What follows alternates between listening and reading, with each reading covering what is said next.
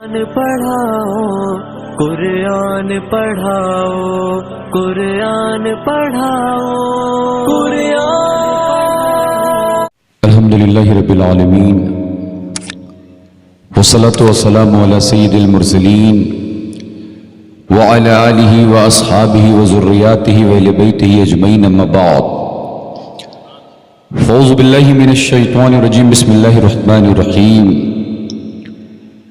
لقد من اللہ علی المؤمنین اذ بعث فیہم رسولا. وقال النبی علیہ الصلاۃ والسلام الحسن والحسین سیدہ شباب اہل الجنہ. صدق اللہ العظیم وصدق رسولہ النبی الامین المتین المعین المبین الکریم ونحن علی ذلک من الشاہدین والشاکرین والحمد للہ رب العالمین. درود پاک پڑھیں باوز بلند. اللہم صلی علی سیدنا مولانا محمد وبارک وسلم. صلو علیہ الصلاۃ والسلام علیک یا رسول اللہ یا حبیب اللہ یا نبی اللہ صلی اللہ تعالی علیہ وسلم.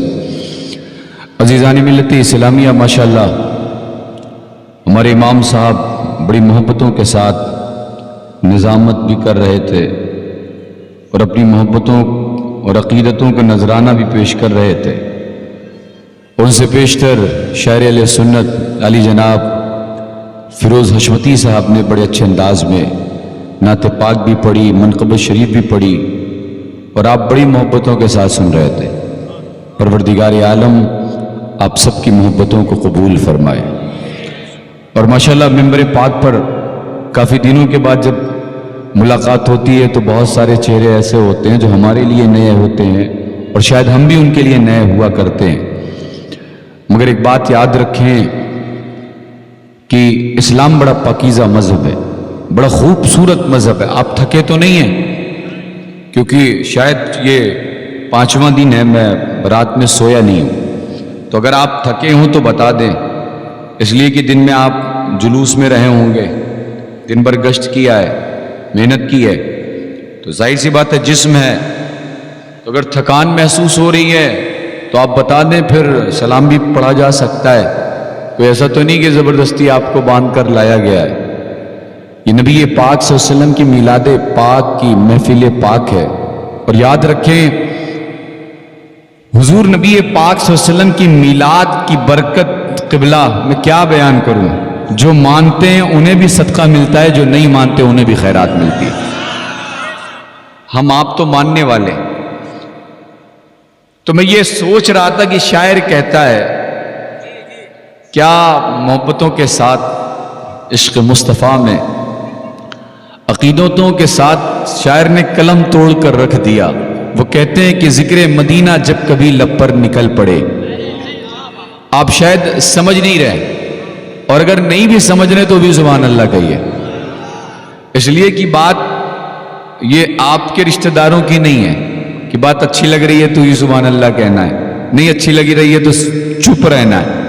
نہیں، بات نبیوں کے امام کی ہے. الحمدللہ سبحان اللہ. کائنات کے تاجدار کی ہے، حضور نبی پاک صلی اللہ علیہ وسلم کے. شاعر کہتا ہے کہ ذکر مدینہ جب کبھی لب پر نکل پڑے، آنسو ہمارے آنکھ سے اکثر نکل پڑے. اور تاریخ کے حوالے سے یہ شعر بھی بطور خاص آپ سماعت فرمائیں کہ شجر و حجر سب ان کی رسالت پہ ہیں گواہ.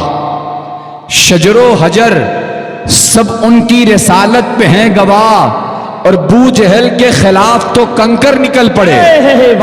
بو جہل کے خلاف تو کنکر نکل پڑے، اور بٹنے لگا جو صدقے میلاد مصطفیٰ.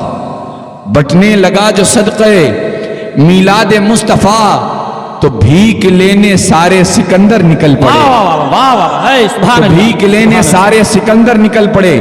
عزیزان ملت اسلامیہ، جس موضوع اور جس ٹاپک پر اس محفل پاک کو سجایا گیا ہے، نبی پاک صلی اللہ علیہ وسلم کی میلاد پاک کی مناسبت سے اس محفل پاک کا انعقاد کیا گیا.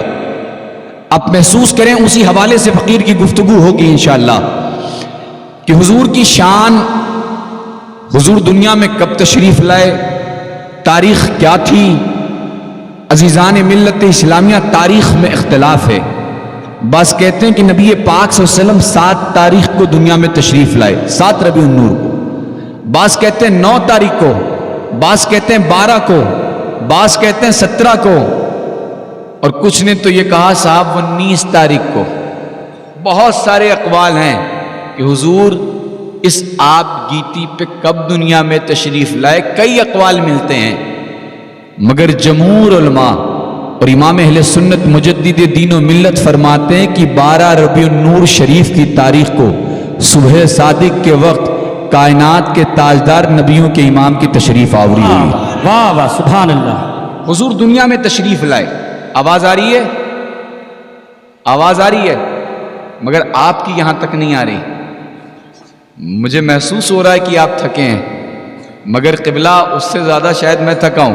اگر آپ ایسے خاموشی سے سنیں گے تو پھر بات وہی ہوگی نا کہ ایک شہر میں جانا ہوا تو باپ اپنے بیٹے سے پوچھ رہا تھا بیٹے کہاں چلے گئے تھے، دوپہر کا وقت تھا، تو بیٹا مسکرا کر جواب دیتا ہے والد صاحب نماز پڑھنے گئے تھے۔ تو والد کو بڑا تعجب ہوا، اس لیے کہ جب گھر کا ماحول اسلامک ہوتا ہے تو یہ باتیں نہیں ہوتی، بلکہ بچوں کی تربیت میں بچپن سے ہی فطرت میں یہ چیزیں داخل کر دی جاتی ہیں کہ ہمیں دین کے لیے کیا کرنا ہے اور کن باتوں سے رکنا ہے۔ بیٹے نے کہا نماز پڑھنے گئے تھے، تو والد نے پوچھا اس لیے کہ اگر معاملہ ہمیشہ کا ہوتا تو سوال ہی نہیں کرتے، بھائی ہمیشہ نماز پڑھنے جا رہا تھا تو آج نئی بات کیا ہے؟ تو والد نے پوچھا بیٹے آج کس چیز کی نماز، کس وقت کی نماز، کاہے کی نماز؟ تو کہنے لگا ابا حضور میں جمعے کی نماز پڑھنے گیا تھا۔ کس کی نماز پڑھنے گیا تھا؟ جمعے کی نماز پڑھنا گیا تھا۔ تو والد نے کہا کہ آج تو جمعرات کا دن ہے، جمعرات کا دن ہے اور جمعے کی نماز آپ پڑھنے کیسے چلے گئے؟ تو کہا اس لیے چلے گئے کہ جمعے کے دن جب امام صاحب تقریر کرتے ہیں تو بھیڑ بہت زیادہ ہو جاتی ہے، رش بہت بڑھ جاتا ہے، اسی لیے آج ہم جمعرات کے دن ہی نماز پڑھ کر چلے آئے۔ یہ مذاق نہیں ہے، اس طرح کی بہت ساری حقیقت ہمارے معاشرے میں ملتی ہے۔ عزیزان ملت اسلامیہ، ہمیں سمجھنا ہے کہ اسلام کتنا پاکیزہ مذہب ہے۔ آج لوگ ایک جماعت یہ دعویٰ کرتی ہے کہ نبی پاک صلی اللہ علیہ وسلم کی میلاد کی محفل کا انعقاد کیوں کیا جاتا ہے؟ حضور 12 ربیع النور شریف کی تاریخ میں دنیا میں تشریف لائے اور اسی تاریخ میں دنیا سے رخصت ہوئے ہیں، تو پھر خوشی کس بات کی؟ جب دنیا میں اسی تاریخ میں آئے اور دنیا سے اسی تاریخ کو رخصت ہوئے تو جشن کس بات کا؟ ارے آپ کو تو غم منانا چاہیے، اس لیے کہ حضور اسی تاریخ میں دنیا سے رخصت ہوئے ہیں۔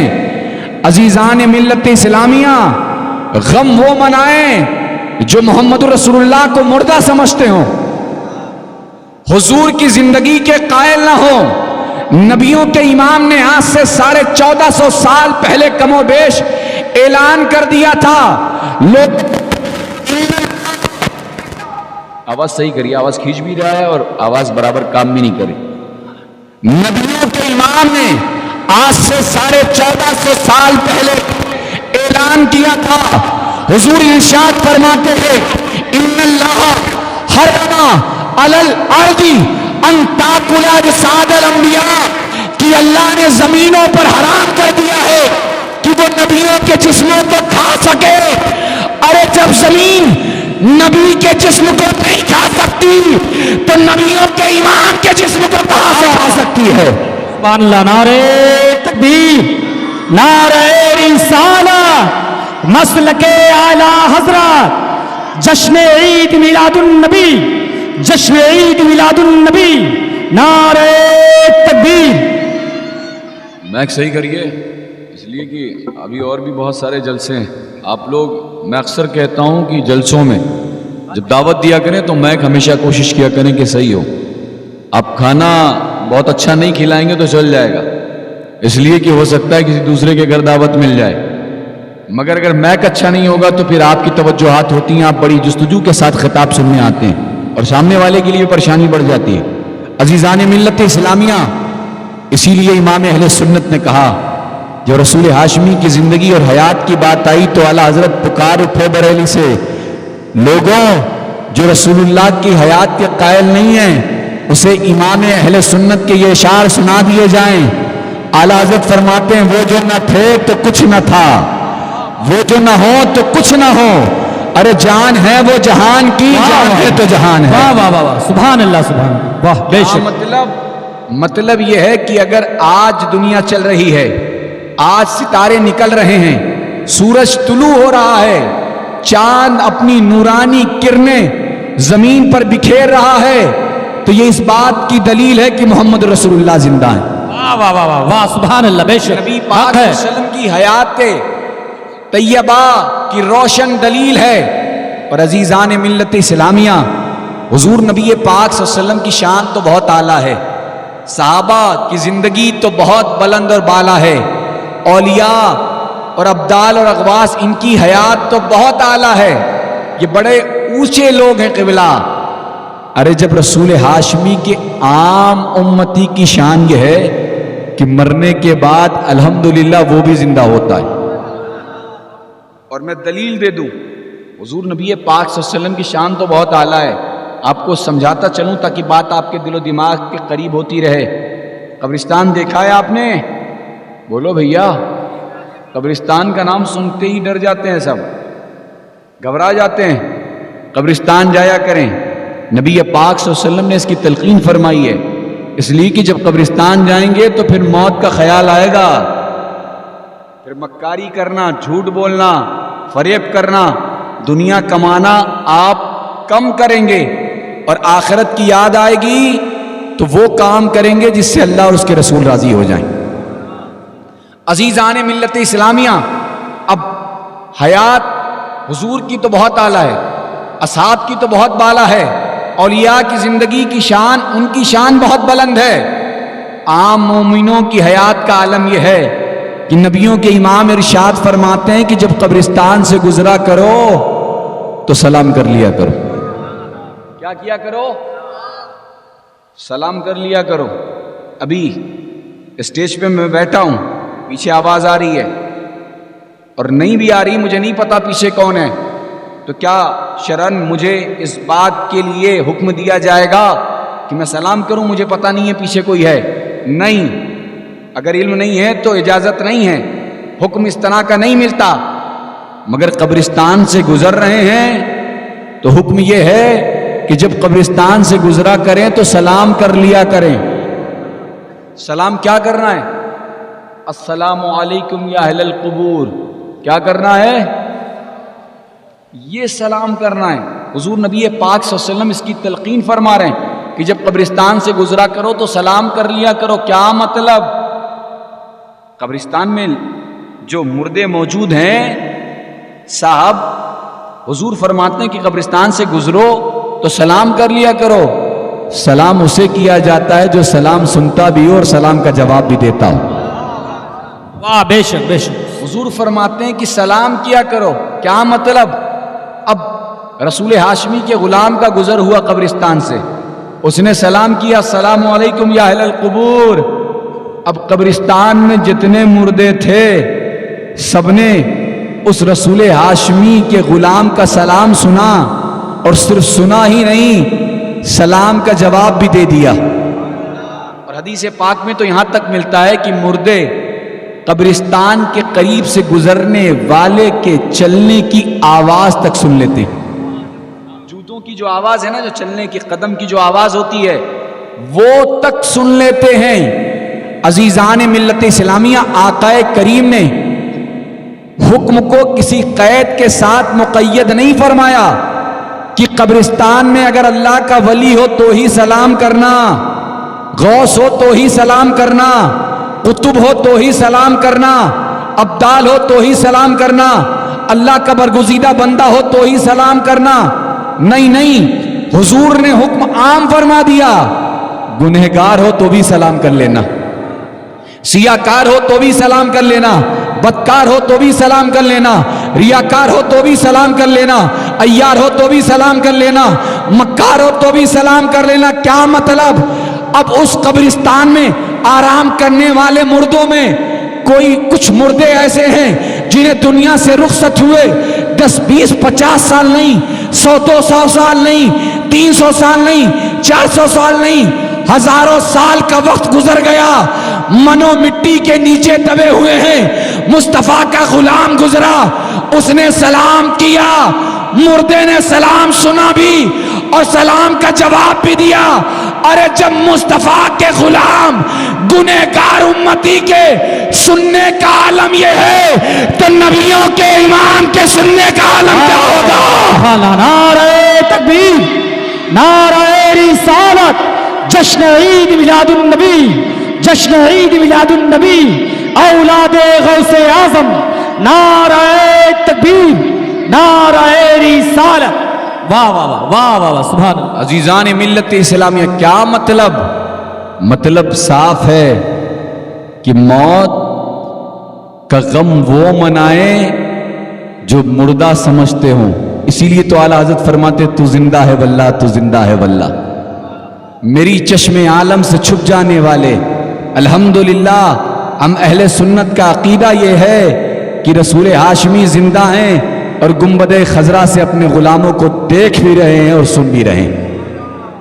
अब हुजूर नबी पाक सल्लल्लाहु अलैहि वसल्लम की विलादत के हवाले से चंद बातें करके, इसलिए कि आपका माइक भी इस लायक नहीं कि बहुत देर तक खिताब किया जाए, वरना पता चले कि आवाज़ के साथ साथ कुछ और ना निकल जाए। अजीज़ान मिल्लत इस्लामिया, नबी पाक सल्लल्लाहु अलैहि वसल्लम जब तशरीफ़ लाए तो आका करीम सल्लल्लाहु अलैहि वसल्लम की विलादत के जो वाक़यात मिलते हैं, अक्सर रिवायतें हज़रत शिफा जो हज़रत अब्दुर्रहमान इब्न औफ की वालिदा हैं, अक्सर मरवियात आप ही से मिलती हैं।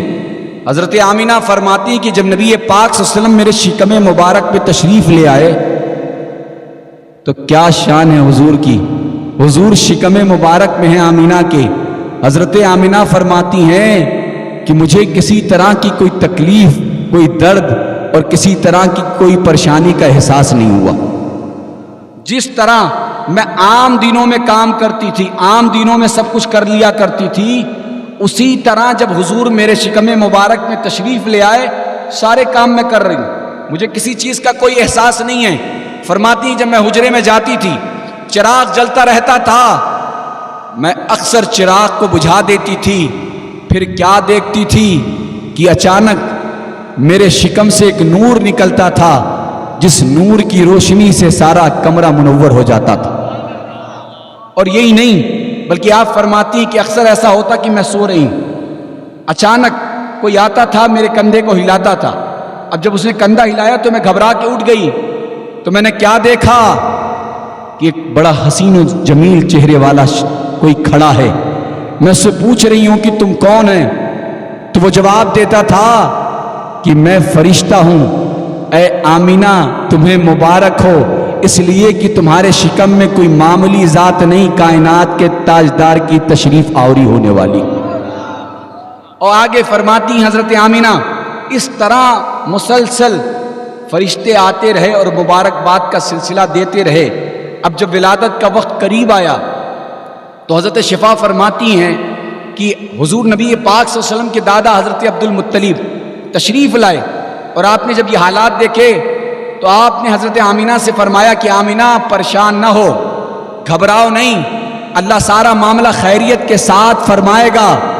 और आप निकल गए खाने काबा की तरफ, अल्लाह के घर की तरफ, अल्लाह के हुजूर दुआ के लिए। अब आप अल्लाह के हुजूर दुआ के लिए निकले हैं, हजरत आमिना अपने हुजरे अपने घर में मौजूद हैं। हजरत शिफा जो दाई के फराइज अंजाम दे रही थी फरमाती हैं हुजूर की विलादत का वक्त करीब आया, अन करीब नबी पाक सल्लल्लाहु अलैहि वसल्लम तशरीफ ले आए, और जब हुजूर तशरीफ लाए तो ऐसा नूर, ऐसी रोशनी, ऐसा उजाला जाहिर हुआ कि जिस रोशनी के सदक़े हमने शाम के महल्लात तक देख लिए। ये कौन कह रहा? हजरत शिफा, हजरत आमिना फरमाती हैं कि सिर्फ शाम के महल्लात नहीं बल्कि उन महल्लात के करीब जो ऊँट बंधे थे और उन ऊँटों की नकीलों में जो रस्सियां बंधी थीं, रसूलुल्लाह की विलादत की बरकत से उस नूर की रोशनी में हमने ऊँटों की रस्सियां तक देख ली। कहाँ मक्का, कहाँ शाम। अजीज़ान मिल्लत इस्लामिया, हजरत आमिना नबिया नहीं है, नबी की माँ है।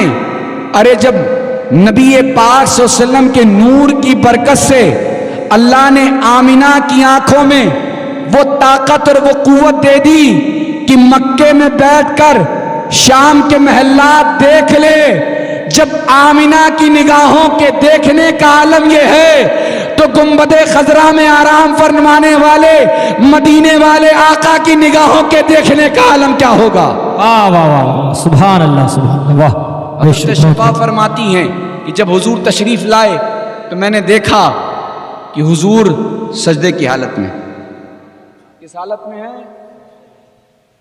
حضور دنیا میں تشریف لائے تو سجدے کی حالت میں۔ آج ہم عاقل بھی ہیں، بالغ بھی ہیں، نماز فرض بھی ہے، مسلمان بھی ہیں، مگر بڑے افسوس کے ساتھ کہنا پڑتا ہے بہت سارے لوگ ایسے ہیں جو جمعے میں نظر آتے ہیں۔ آپ کے لیے میں کوئی نیا نہیں ہوں، پہلی بار نہیں آیا ہوں، کئی سال سے آ رہا ہوں، سب پتہ ہے مجھے، میں بھی سب دیکھ رہا ہوں۔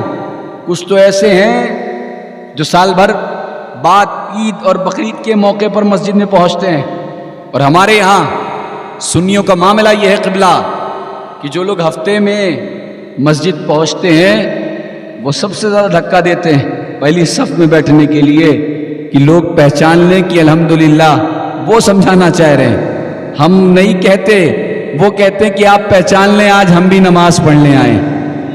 یہ حال ہے۔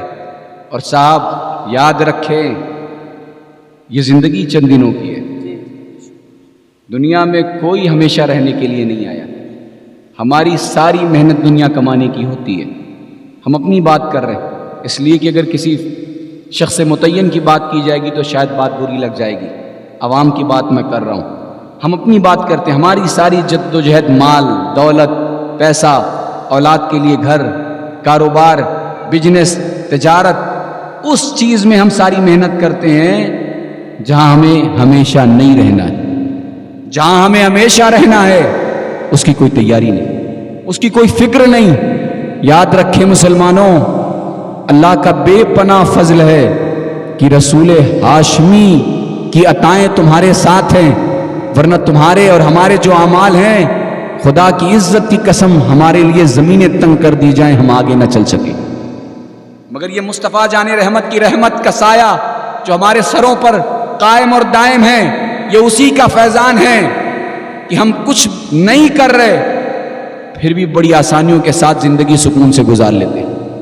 اس پہ فخر نہیں کرنا چاہیے، اس پہ افسوس کر کے اور صحیح معنوں میں نبی پاک صلی اللہ علیہ وسلم کے بتائے ہوئے طریقے پر زندگی گزارنے کی کوشش کرنا چاہیے۔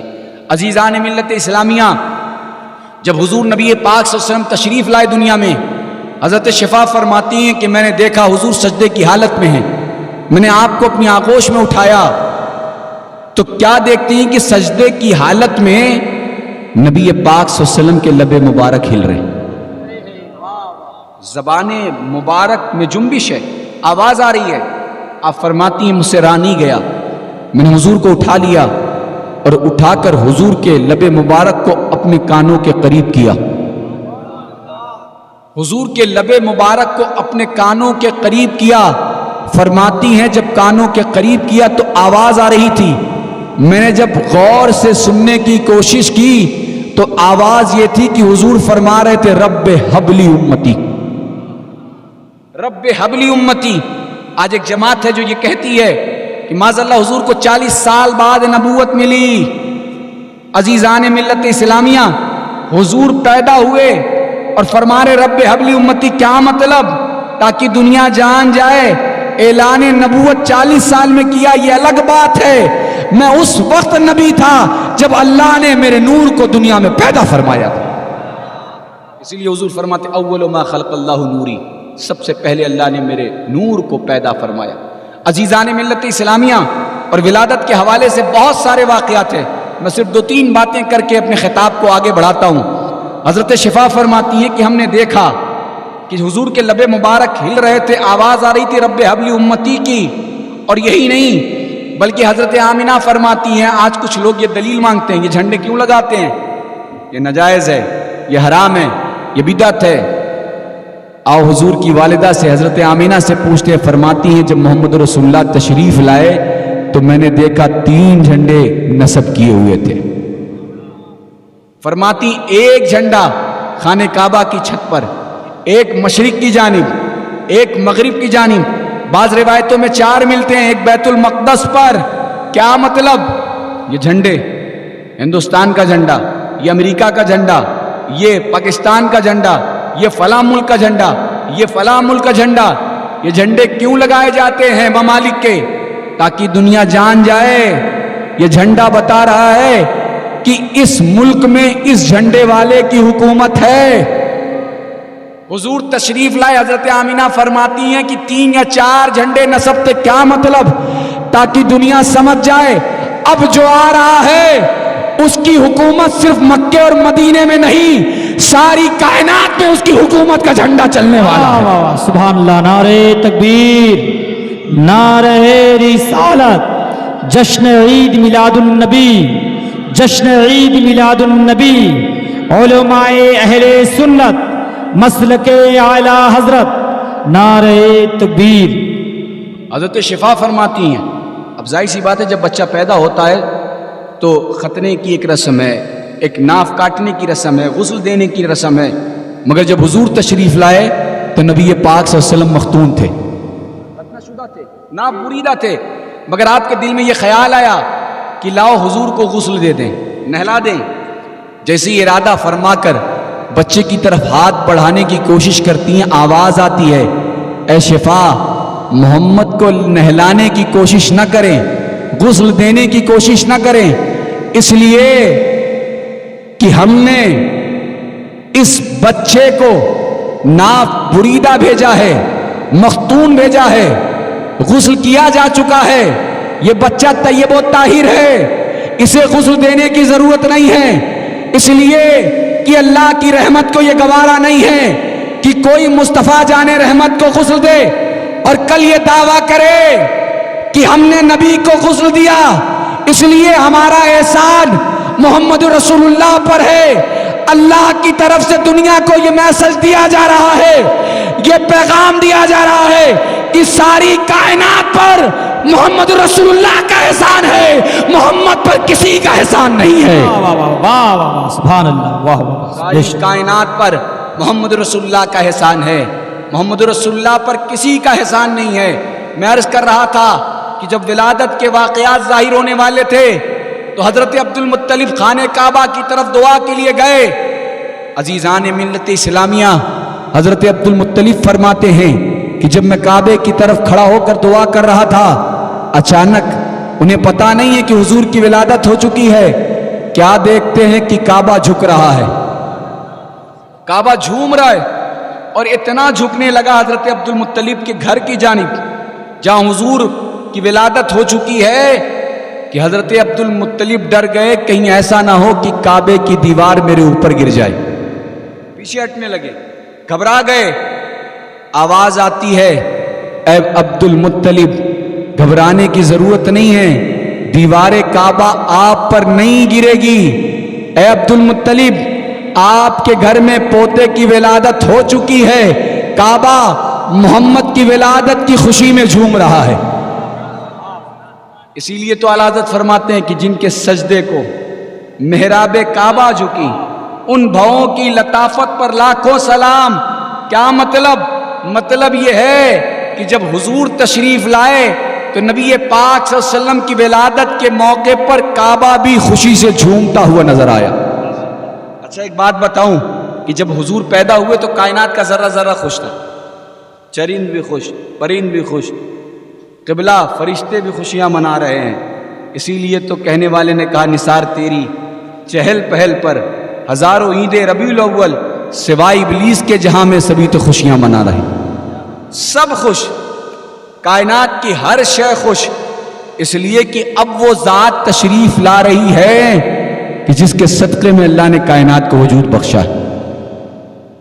مگر ایک تھا جو جبل ابو قبیس پہ بیٹھ کر رو رہا تھا، جب حضور تشریف لائے تو سب خوش، شیطان رو رہا تھا۔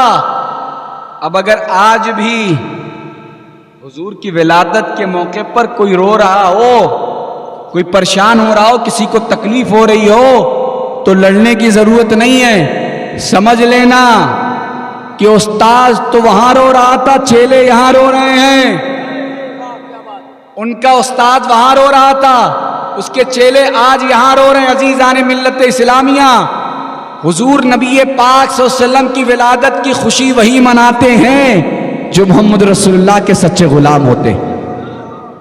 اور یہی نہیں بلکہ میں عرض کرتا چلوں، حضرت عباس نے جو حضور کے چچا ہیں، اللہ کے رسول صلی اللہ علیہ وسلم سے ایمان لانے کے بعد عرض کرتے یا رسول اللہ میں یہ بات چھوڑ دے رہا ہوں اس لیے کہ پھر آگے کی بات رہ جائے گی.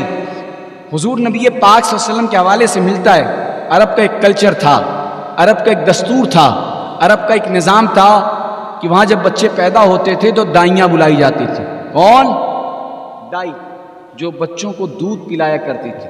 اچھا یہ عرب کا ماحول تھا، دائیاں اس لیے بلائی جاتی تھی، اس عمل کو لوگ اچھا سمجھتے تھے، پسند کرتے تھے، محبوب سمجھتے تھے. جب حضور نبی پاک صلی اللہ علیہ وسلم کی ولادت ہوئی تو حضور کی ولادت کی برکت کے صدقہ طفیل بہت سارے گھروں میں بچے پیدا ہوئے، بیٹے پیدا ہوئے، بہت ساری دائیاں آئیں. حضرت حلیمہ سعدیہ کے حالات جو تاریخ میں آپ کی سیرت کے حوالے سے ملتا ہے بہت اچھے نہیں تھے. اب جس سواری پر سوار ہو کر تشریف لائی تھی مکہ شریف، وہ سواری بڑی کمزور، بڑی ناتواں تھی، اور آپ اسی امید میں آئی تھیں کہ کوئی بچہ مجھے مل جائے گا، میں اس کا خیال رکھوں گی. اس لیے کہ جو دائیاں خیال رکھتی تھیں انہیں مال و دولت سے نوازا جاتا تھا. آپ جب تشریف لائیں، آپ جس سواری پر تھیں وہ سواری بڑی کمزور تھی، آپ کی سواری پیچھے رہ گئی، ساری دائیاں آگے بڑھ گئیں اور وہ لوگوں کے گھروں میں جا کر بچوں کو لے کر واپس پلٹنے لگیں. حلیمہ سعدیہ جس گھر میں جاتی تھی پتہ چلتا تھا کہ کوئی دوسری دائی اس گھر سے بچہ لے جا چکی. مایوس، خالی ہاتھ. اب انہیں یہ محسوس ہونے لگا کہ کہیں ایسا نہ ہو کہ مجھے خالی ہاتھ لوٹنا پڑے. جس گھر میں آپ پہنچتی تھی پتہ چلتا تھا کوئی دوسری دائی آئی اور وہ بچہ لے جا چکی ہے. خیر، اسی حالت میں انہوں نے اپنے قدم آگے بڑھائے تو ان کی ملاقات ان کی ایک سہیلی سے ہوئی. ان کی سہیلی نے دیکھا کہ حضرت حلیمہ سعدیہ کے چہرے سے کچھ پریشانی اور کچھ گھبرائی ہوئی کیفیت نظر آ رہی ہے. پوچھا کیا بات ہے؟ فرمایا کہ میں جس گھر میں جا رہی ہوں مجھے کوئی بچہ نہیں مل رہا، پہلے جو دائیاں آئی تھیں وہ سارے بچوں کو لے جا چکی ہیں. تو ان کی سہیلی نے کہا اے حلیمہ پریشان نہ ہو، عرب کے سردار عبد المطلب کے گھر میں پوتا پیدا ہوا ہے، تم ان کے گھر چلی جاؤ، ان کے بچے کو لے لو، تمہیں مایوس ہونے کی ضرورت نہیں ہے، وہاں پر بچہ موجود ہے. اب حضرت حلیمہ سعدیہ فرماتی ہیں کہ بڑی امید کے ساتھ ابھی تک جن جن گھروں میں جاتی تھی مایوس ہو کر لوٹتی تھی، اب امید بڑھ گئی، میرے قدم آگے بڑھے. میں جیسے ہی عبد المطلب کے گھر پہنچی، فرماتی ہیں میری نظر جیسے ہی اس بچے پر پڑی میں نے دیکھا، اور تاریخ میں ملتا ہے کہ حضرت حلیمہ سعدیہ فرماتی ہیں خدا کی عزت کی قسم میں نے بہت سارے بچے دیکھے ہیں، بہت ساری دائیوں کے پاس بچے دیکھے ہیں، مگر آج تک مجھے محمد الرسول اللہ جیسا حسین اور جمیل بچہ نظر نہیں آیا.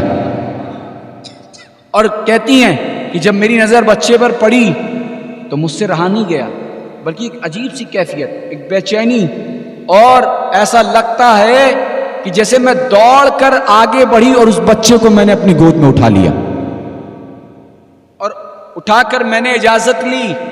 آپ نے تاریخ میں سنا کہ حضرت حلیمہ سعدیہ کی سواری بڑی کمزور تھی، اونٹنی بڑی کمزور، بڑی لاغر تھی، سب سے پیچھے رہ گئی. ان کی ساری سہیلیاں آگے جا چکی تھیں، مگر جیسے ہی حلیمہ سعدیہ نے حضور کو اپنی آغوش میں لیا، اجازت لی، واپس پلٹی، اونٹنی پر سوار ہوئی، تو اب نقشہ بدل گیا، اب کیفیت بدل گئی. واہ واہ واہ. اب حالات تبدیل ہو گئے. جیسے ہی حضور آغوش میں آئے، اونٹنی پر بیٹھی، کیا معاملہ ہوا؟ تاریخ میں ملتا ہے کہ اونٹنی کی رفتار اتنی زیادہ ہو گئی، اتنی تیز ہو گئی کہ ان کی جو سہیلیاں بہت پہلے جا چکی تھی، اونٹنی اتنی تیز دوڑنے لگی کہ سب کی سواری پیچھے ہو گئی، حلیمہ سعدیہ کی سواری آگے نکل واہ گئی. واہ واہ واہ. سبحان اللہ. واہ بے شک بے شک، حق ہے. حلیمہ سبحان اللہ. سعدیہ کی سواری آگے نکل گئی. ان کی سہیلیوں نے دیکھا، اس لیے کہ عورتوں میں کمپٹیشن کل بھی تھا، آج بھی ہے، یہ کوئی نئی بات نہیں ہے، اور اسلام نے ہر کمپٹیشن سے منع نہیں کیا. علم کا کمپٹیشن ہو، عبادت کا کمپٹیشن ہو، ان سارے مقابلے کی تلقین تو اسلام کرتا ہے. کوئی شخص اگر دن میں 3 پارے پڑھ رہا ہے، آپ کمپٹیشن کریں کہ مجھے 5 پارے پڑھنا ہے، تو اسلام اس کے لیے نہیں روکتا۔ بے شک حق ہے۔ ہاشمی ایسے عمل پر تو خوش ہوتے ہیں، اس طرح کا مقابلہ ہونا چاہیے۔ مگر ہمارے یہاں کیا ہوتا ہے، صاحب وہ 8 لاکھ کی گاڑی لایا ہے تو مجھے تو 15 لاکھ کی لانا ہے، چاہے کسی کا گلا کاٹ کر لانا پڑے، چاہے جیب کاٹ کر لانا پڑے۔ ہم ان چیزوں میں مقابلہ کرتے ہیں۔ قبلہ یاد رکھیں، اللہ نے دنیا میں بھیجا ہے تو تمہاری ضرورتیں بھی پروردگار عالم پورا فرمائے گا۔ اللہ کی ذات پر بھروسہ رکھیں۔ رسول ہاشمی کے غلام ہو، تمہیں دولت کے پیچھے دوڑنے کی ضرورت نہیں ہے، مصطفیٰ کا کرم ہوگا، دولت تمہارے قدموں کے پیچھے چلتی ہوئی نظر آئے گی انشاءاللہ۔ بس حضور کے بتائے ہوئے طریقے پر زندگی گزارنے کی کوشش تو کریں۔ عزیزان ملت اسلامیہ، اب حضرت حلیمہ سعدیہ کی سہیلی جو اور دوسری دائیاں تھیں، انہوں نے پوچھا، حلیمہ کیا بات ہے، ٹھہر جاؤ، کیا تم نے سواری بدل دی، کیا تم نے سواری چینج کر دی، اتنی رفتار تمہاری سواری میں کہاں سے آ گئی، تمہاری سواری بڑی کمزور بڑی ناتواں تھی، تم تو سب سے پیچھے رہ جاتی تھی، کیا معاملہ ہے کہ بڑی تیزی کے ساتھ تم آگے بڑھ رہی ہو؟ تو حضرت حلیمہ سعدیہ فرماتی کہ میں نے سواری نہیں بدلی، مگر ہاں الحمدللہ سوار بڑا عالی شان مل چکا۔ واہ واہ واہ واہ واہ، سبحان اللہ، واہ واہ۔ سوار کے آنے کی برکت ہے۔ اور عزیزان ملت اسلامیہ، تاریخ میں ملتا ہے کہ حضرت حلیمہ سعدیہ جب مکے کی طرف نکلی تھی تو جن راستوں سے گزر آپ کا ہو رہا تھا، تاریخ میں ملتا ہے کہ سارے راستوں کا عالم یہ تھا کہ ہر طرف ایسا لگتا تھا کہ سوکھا ہو، ہر طرف خشکی، کہیں کوئی سبزہ کوئی ہریالی نظر نہیں آ رہی۔ مگر جب حضرت حلیمہ سعدیہ حضور کو لے کر اپنی آغوش میں ان راستوں سے گزرتی ہیں جہاں سوکھا تھا، تو جیسے ہی جیسے نبی پاک صلی اللہ علیہ وسلم کا گزر ہوتا ہے، سبزہ اگتا چلا آتا ہے، ہریالی نظر آنے لگتی ہے۔ حلیمہ سعدیہ اپنے گھر پہنچی۔ عزیزان ملت اسلامیہ، تو جس گھر میں حضور جلوہ فروز ہو گئے، اس گھر میں نور و نکہت کی بارش ہونے لگی۔ ایسا لگتا تھا کہ نور آ رہا ہے، ہر وقت نور اس گھر پر پرکٹ ہو رہا ہے، اتر رہا ہے۔ حضرت حلیمہ سعدیہ کی سہیلیوں نے جب یہ منظر دیکھا کہ ہر وقت حلیمہ کے گھر میں اجالا، ہر وقت روشنی، ہر وقت نور، ہر وقت لائٹ، تو سہیلیاں حضرت حلیمہ سعدیہ کے گھر تشریف لے آئیں اور کہنے لگی، حلیمہ اتنا مال کہاں سے آ گیا، اتنا پیسہ، اتنا سرمایہ، اتنا خزانہ، اتنی دولت کہاں سے آ گئی کہ ہم سب اپنا چراغ بجھا دیتے ہیں کہ کہیں مال ختم نہ ہو، سب کا چراغ بجھ جاتا ہے مگر تمہارا چراغ نہیں بجھتا، آخر معاملہ کیا ہے؟ ہر وقت تمہارے گھر میں روشنی نظر آ رہی، ہر وقت اجالا نظر آ رہا ہے، ہر وقت نور نظر آ رہا ہے۔ تو حضرت حلیمہ سعدیہ فرماتی ہیں کہ کیسا چراغ، کیسی روشنی، کیسا نور، میں نے کسی طرح کا کوئی چراغ نہیں جلایا، خدا کی عزت کی قسم، جب سے محمد رسول اللہ میرے گھر میں تشریف لائے ہیں مجھے چراغ جلانے کی ضرورت ہی نہیں پڑی۔ عزیزان ملت اسلامیہ، یہ شان ہے حضور کی۔ عزیزان محترم، آپ اس بات کو محسوس کریں اور سمجھیں اور دلوں پر نقش کر لیں کہ نبی پاک صلی اللہ علیہ وسلم کی ذات وہ ذات ہے کہ حضور نبی پاک صلی اللہ علیہ وسلم نے اعلان نبوت نہیں فرمایا، مگر نبی پاک صلی اللہ علیہ وسلم کی برکت سارے مکے والوں کو نظر آنے لگی۔ آخری بات کہہ کے میں اپنے خطاب کو مکمل کرتا ہوں کہ اسلام میں کتنے مہینے ہیں، اسلامک کیلنڈر کے مطابق کتنے مہینے ہیں ہمارے؟ تیز بولیے، 12 تو ایسا لگ رہا ہے کہ آپ کے چہروں پہ بچ چکے ہیں۔ کتنے مہینے ہیں؟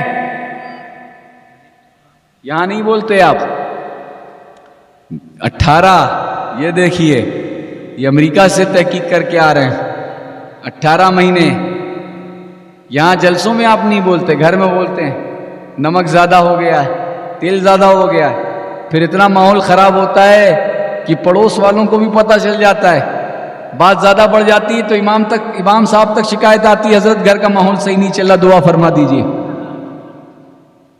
گھر میں بولیں گے زیادہ، پڑوس والوں کو پتہ چل جائے گا، ماحول خراب ہو جائے گا، نقصان پہنچے گا۔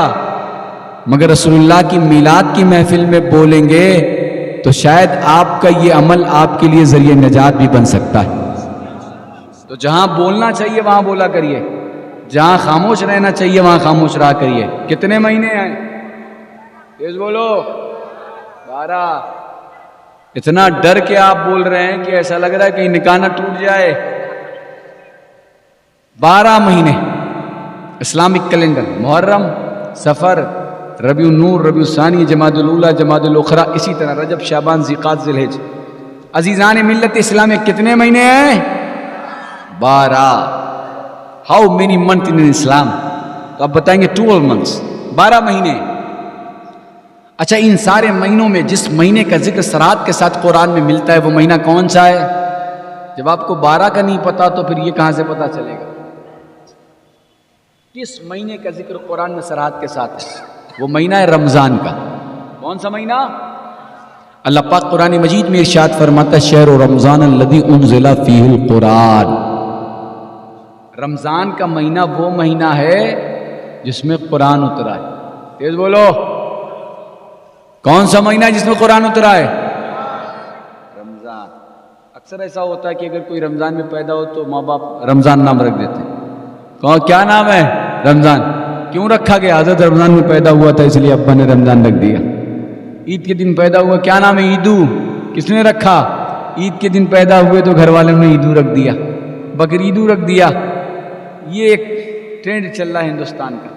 اسی لیے بزرگوں نے کہا نام بزرگوں کے نام پہ رکھے جائیں، اللہ والوں کے نام پر رکھے جائیں، اس لیے کہ نام کا اثر شخصیت پر ہوتا ہے.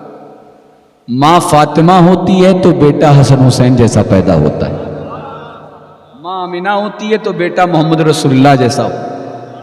عزیزان ملت اسلامیہ، کر وہ سمجھانے کے لیے بات میں نے ضمناً عرض کر دی. اسلام میں 12 مہینے، سارے وقت، ساری سات، سارا سال، سارا دن اللہ کا بنایا ہوا. رمضان کا مہینہ وہ مہینہ ہے جس میں قرآن اترا ہے. سارے مہینے، محرم اللہ کا مہینہ، سفر اللہ کا مہینہ، رمضان، ذی-القعدہ، ذی الحجہ، سارے مہینے اللہ کے.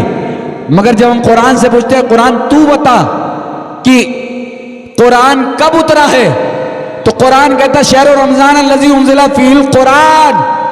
رمضان کا مہینہ اس لیے برکت والا ہے کہ رمضان کے مہینے میں قرآن اترا ہے. جیسے ہی دنیا نے یہ جانا، یہ پہچانا، ہمیں ذہن مل گیا کہ رمضان کے مہینے میں قرآن اترا ہے. مگر 12 ربیع النور کا مہینہ وہ مہینہ ہے جس میں قرآن نہیں صاحب قرآن اترا ہے، نبیوں کے امام کی تشریف آوری ہوئی ہے. واہ واہ واہ، سبحان اللہ. نعرہ تکبیر، نعرہ رسالت، جشن عید میلاد النبی، جشن عید میلاد النبی، آمد مصطفیٰ، آمد مصطفیٰ. نعرہ تکبیر، نعرہ رسالت. عزیزان ملت اسلامیہ، بات سمجھ میں آ گئی، بات صاف ہو گئی اور کانسیپٹ کلیئر ہو گیا. آپ محسوس کریں کہ حضور کے آنے کی برکت سے یہ سارے دن آپ کو ملے، یہ ساری ساتیں ملی. اور الحمدللہ آپ کو تو بونس مل رہا ہے. خطاب میں کمپلیٹ کر رہا ہوں کیونکہ کل جمعہ بھی ہے، تو پھر آپ کہاں ماننے والے ہیں بغیر جمعے کے خطاب سنے ہوئے؟ کل بھی تقریر کرنی ہے. بس حضرت عباس کی وہ روایت نقل کر کے میں خطاب مکمل کرتا ہوں کہ جب حضرت عباس ایمان لائے تو اللہ کے رسول صلی اللہ علیہ وسلم کی بارگاہ میں حاضر ہوئے. عرض کیا یا رسول اللہ، جب آپ چھوٹے تھے تو میں نے جو منظر دیکھا ہے وہ بڑا سہانا منظر تھا. اللہ کے رسول صلی اللہ علیہ وسلم نے فرمایا چچا آپ نے کیا دیکھا؟ تو حضرت عباس عرض کرتے یا رسول اللہ، میں نے دیکھا کہ آپ پالکے میں لیٹے ہوئے. پالکا سمجھتے ہو؟ زبردستی جی نہیں کہنا ورنہ کھڑا کر کے ہم سوال کریں گے. پالکا مطلب جھولا. کیا جھولے میں نبی پاک صلی اللہ علیہ وسلم لیٹے؟ حضرت عباس فرماتے ہیں کہ میں نے دیکھا حضور جھولے میں لیٹے ہوئے ہیں اور نبی پاک صلی اللہ علیہ وسلم کی شہادت کی انگلی حضور اٹھائے ہوئے آسمان کی طرف دیکھ رہے. جھولے میں لیٹے ہوئے ہیں، شہادت کی انگلی اٹھائے ہوئے آسمان کی طرف، چاند کی طرف انگلی کو اشارہ کر رہے. جھولا ہل رہا ہے، جھولے میں حرکت ہے، جھولا ہل رہا ہے. جیسے جیسے جھولا ہلتا تھا ویسے ویسے نبی پاک صلی اللہ علیہ وسلم کی شہادت کی انگلی ہلتی تھی، ادھر انگلی ہلتی تھی ادھر چاند نبی کا اشارہ دیکھ کر ہلتا ہوا نظر آتا تھا۔ جیسے ہی اس منظر پر اعلیٰ حضرت کی نظر پڑی، پکار اٹھے، چاند جھک جاتا جدھر، انگلی اٹھاتے مہد میں، کیا ہی چلتا تھا اشاروں پر کھلونا نور کا، تیری نسل پاک میں ہے بچہ بچہ نور کا، تو ہے نے نور تیرا سب گھرانہ نور۔ ایک حدیث پاک میں نے جو پڑھی ہے اس حوالے سے، اہل بیت کے حوالے سے آخری بات کہہ کر میں خطاب کو مکمل کرتا ہوں۔ سادات کی قدر کریں، رسول اللہ کی اولاد سے محبت کریں، وہ کہیں کے ہوں۔ ایسا نہیں کہ حوض شریف سے آئیں تبھی محبت کی جائے گی، میرارہ سے آئیں گے تبھی محبت کی جائے گی، آپ کی بستی میں بھی کوئی آل رسول ہو تو اس سے بھی محبت کیا کرو۔ ایک کانسیپٹ بڑی تیزی کے ساتھ ملک ہندوستان میں پھیلایا جا رہا ہے کہ رسول اللہ کی اولاد سے محبت کرنے کا جو طریقہ اہل سنت والجماعت میں ہے اس طریقوں کو اپنائیں، اس لیے کہ آپ صافہ، امامہ، دستار، افتاء کا کورس اور امامت کا منصب دیکھ کر کسی سے انسپائر مت ہوئیے۔ کتنے بڑے عالم صاحب ہیں، کتنے بڑے مفکر صاحب ہیں، یہ دیکھ کر اس کے پیچھے مت چلا کریے، یہ دیکھا کریے کہ رسول اللہ کا غلام ہے کہ نہیں، آل رسول سے محبت کرتا ہے کہ نہیں۔ اور یاد رکھیں سادات کا جب معاملہ آتا ہے نا قبلہ، تو امام اہل سنت نے جو نظریہ دیا، فرماتے ہیں رسول اللہ کی اولاد اگر گنہگار بھی ہو تو بھی اس کی تعظیم کی جائے گی، سادات میں اگر کچھ کمی بھی ہو تو بھی ان سے محبت کی جائے گی۔ کب تک محبت کی جائے، کب تک تعظیم کی جائے، کب تک ریسپیکٹ کیا جائے؟ جب تک کہ بدعقیدہ نہ ہو جائیں۔ اگر یہ یقین ہو گیا کہ بدعقیدہ ہیں، تعظیم ختم۔ لیکن اگر بدعقیدہ نہیں ہیں، گنہگار بھی ہیں تو بھی محبت کی جائے گی۔ یہی درس امام اہل سنت نے اپنی پوری زندگی میں دیا۔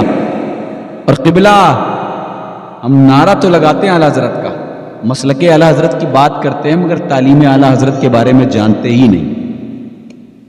اعلی حضرت مجدد دین و ملت، آپ کی شان یہ ہے کہ جب آپ سے پوچھا گیا کہ لوگ آپ کے بارے میں طرح طرح کی باتیں کرتے ہیں، لوگ آپ کو گالیاں دیتے ہیں، آپ کو برا بھلا کہتے ہیں، آپ کو نہ جانے کیا کیسے کیسے الزام لگاتے ہیں، آپ پریشان نہیں ہوتے، آپ بے چین نہیں ہوتے، آپ گھبراتے نہیں، آپ فکر مند نہیں ہوتے؟